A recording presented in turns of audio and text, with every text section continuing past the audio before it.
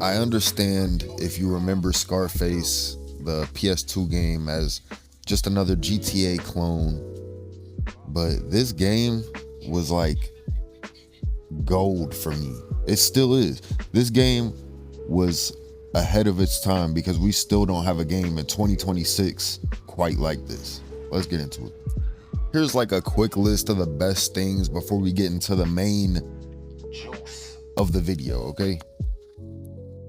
The immaculate Empire system, which is still, like, in my opinion, yet to be beat in a game.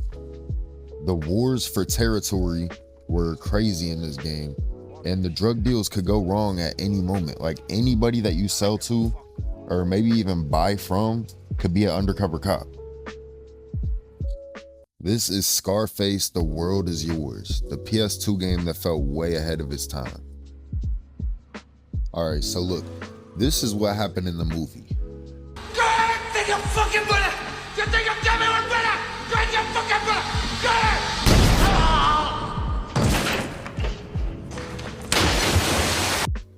But in the start of this game, it kind of changes the ending of the movie. So basically, instead of dying, Tony has infinite ammo in his gun. He doesn't have to reload his gun.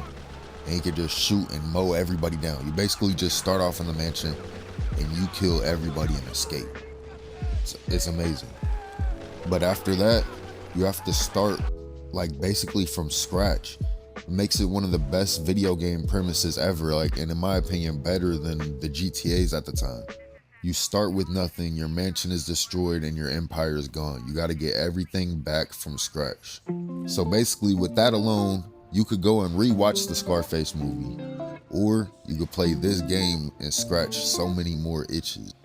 I'd also like to point out, this game came out in 2006.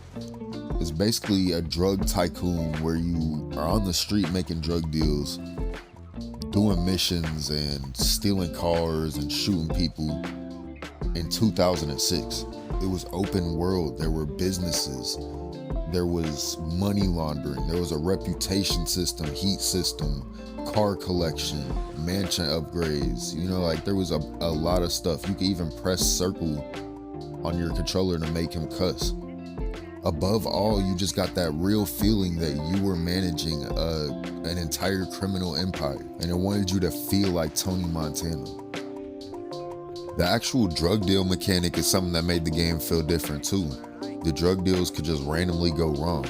There were undercover cops, gangs robbing you, fake buyers, and every deal just had that type of tension. And also, if you went down, you lost everything, like all your drugs you lost, and then all the money that wasn't in the bank, you lost that too. There were a lot of times where I swore I was never playing this game again because I lost a stupid amount of shit. But that also added to the game's realism, because in real life, anything could go wrong too.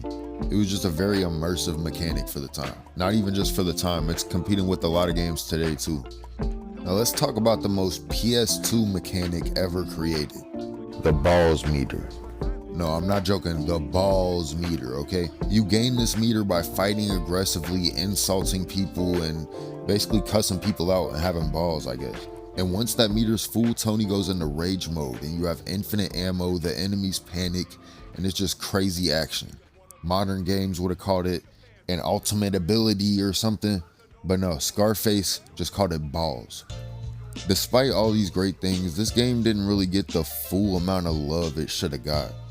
It released late in the PS2 era, and it was overshadowed by the GTA games at the time. It had the bad stigma of being a movie game. And you know, Scarface, The World Is Yours wasn't perfect. The shooting was a little clunky, the driving could feel awkward, but honestly, the game had more personality than a lot of modern games today. And let me just say, Scarface wasn't just another GTA clone. It was one of the most unhinged and one of my favorite PS2 games of all time. If you like this video, make sure to like, comment, subscribe. Let me know what games you want to see next. And yeah, I'll see you guys in the next one.